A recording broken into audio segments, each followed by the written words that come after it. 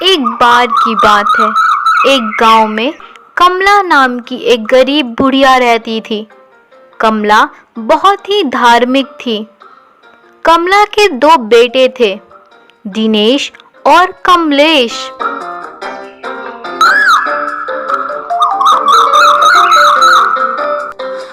अरे बेटा दिनेश, जग भी जाओ, कितना सोओगे? सुबह के 9 बज रहे हैं। दिनेश बहुत ही आलसी था। वह बस खाता और सोता, कोई काम नहीं करता। कमलेश सवेरे सवेरे खेतों से घर आता है, फिर अपनी माँ को बुलाने लगता है। माँ, अरे ओ माँ, कहाँ हो?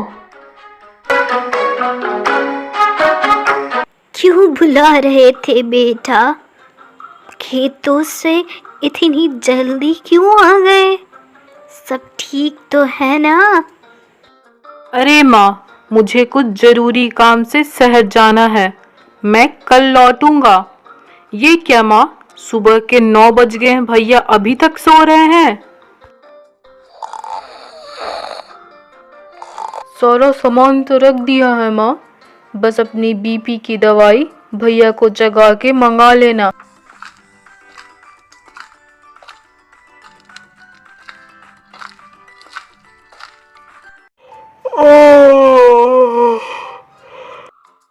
वाह वाह, आज तो कल से भी ज्यादा सोया हूँ मैं।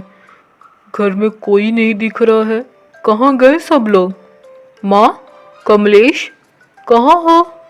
कोई नहीं है क्या घर पे? क्यों ढूंढ रहा है सबको? तेरी नींद पूरी नहीं हुई क्या? अरे माँ, अब तुम भी सवेरे सवेरे शुरू मत हो जाना, नहीं तो मेरा पूरा दिन खराब हो जाएगा। अच्छा ठीक है, अब बिस्तर छोड़, घर में बहुत सारे काम पड़े हैं।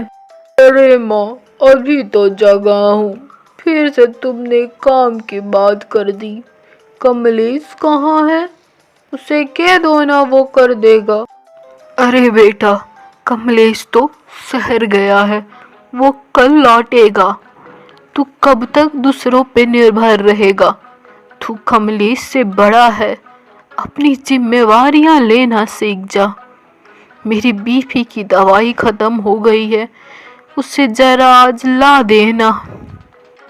अरे माँ, तू चिंता क्यों करती है?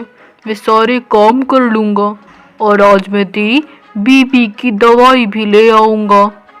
फिर वह अपनी माँ की दवाई को लेने के लिए निकल पड़ता है। अरे बाप रे, धूप भी बहुत है।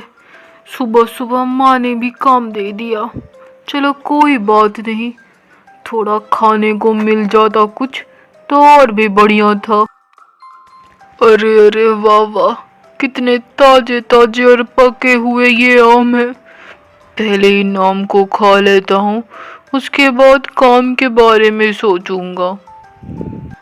आम खाने के बाद वह अपनी माँ की दवाई के बारे में भूल जाता है और वहीं सो जाता है। अरे भाई बिरजू, ये देखो, फिर से ये आलसी सो गया यहाँ पे। अरे दिनेश भाई, जग जाओ, तुम्हारी माँ घर पे बेहोश पड़ी है। माँ को क्या हुआ? वो कैसे बेहोश हो गई? जब तुम्हें दवा लेने के लिए भेजा गया था तो तुम यहाँ मजे से सो रहे थे। तब तुम्हारी माँ तुम्हें ढूंढते हुए बाहर आई और अचानक उन्हें चक्कर आ गया और वो गिर गईं। सब मेरी गलती है, बस मेरे आलस की वजह से मेरी माँ की ये हालत हुई है। सब मेरी गलती है, सब। जिसके घर में दो दो जवान बेटे हों, फिर भी उसकी माँ को काम करना पड़ रहा हो, तो क्या होगा? अरे तेरे अंदर थोड़ी सी भी लाज शर्म बची है या नहीं? कितना सोएगा, दिन भर बस सोता ही रहेगा। आज तेरे इस सोने की वजह से तेरी माँ की ये हालत हुई है।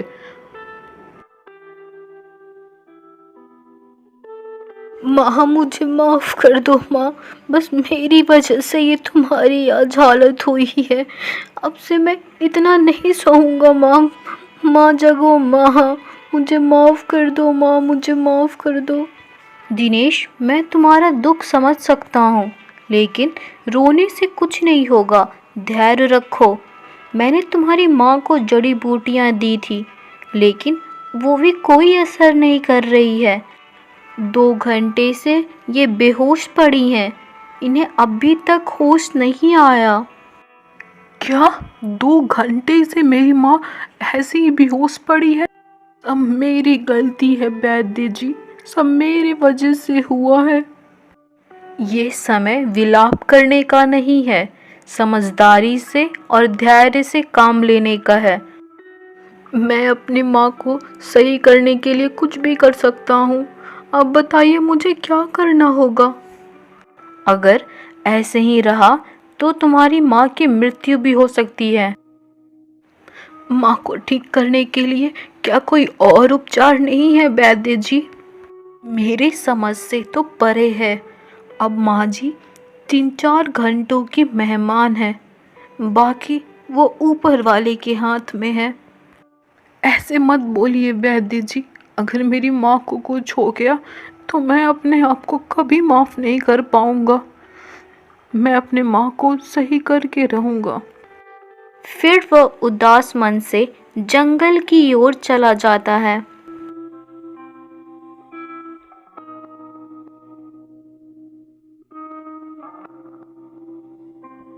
जंगल में नदी के किनारे एक ऋषि मुनि बैठे होते हैं।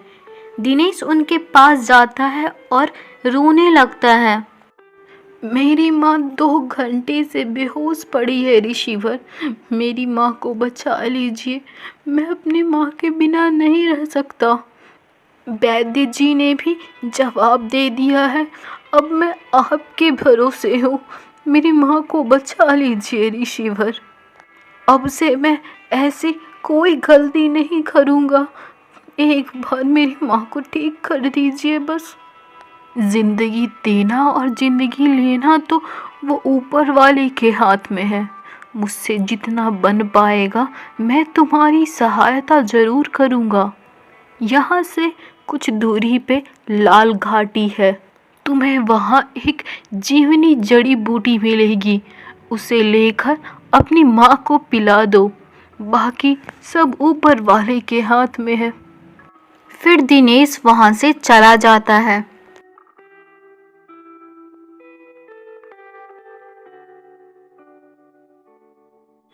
तभी जग्गू काका दिनेश से बोलते हैं।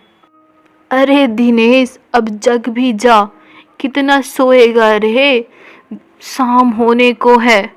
कब से तेरी माँ परेशान हो रही है घर पे और तू यहाँ मज़े से सो रहा है, आलसी कहीं का। अब जग भी जा, क्या क्या नींद में बड़बड़ाए जा रहा है। दिनेश जगते ही जग्गू काका से माँ के बारे में पूछता है और गिरते पड़ते अपने घर की ओर जाता है। अरे दिनेश सुन तो, कहाँ जा रहा है रे दिनेश, रुक तो जरा, मेरी बात तो सुन। अचानक से इसे क्या हो गया, इतनी जल्दीबाजी में ये कहाँ जा रहा है?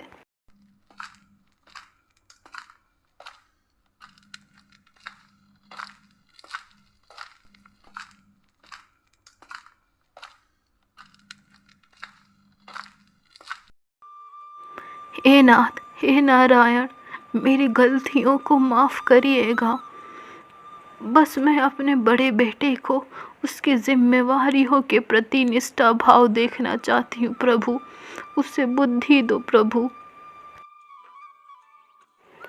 उसकी माँ जब बाहर आती है कमरे में, देखती है वहाँ दिनेश खड़ा था। फिर वो बोलती है, अरे बेटा, इतनी देर क्यों लगा दी, और मेरी दवाई लाया कि नहीं? मुझे माफ़ कर दो माँ, मैं तुम्हारा दवाई लाना भूल गया, क्योंकि मैं रास्ते में सो गया था। मुझे माफ़ कर दो, अब से मैं ऐसा कभी नहीं करूँगा। बस तुम मुझे छोड़ के कभी मत जाना माँ। दिनेश अपनी माँ को अपने बुरे सपने के बारे में सब बता देता है। अरे पगले, मैं इतनी जल्दी थोड़ी ही ना मरूंगी, मैं अभी पूरे 100 साल जीऊंगी। उस घटना के बाद दिनेश सुधर जाता है और अपनी माँ के हर कामों में हाथ बटाता है।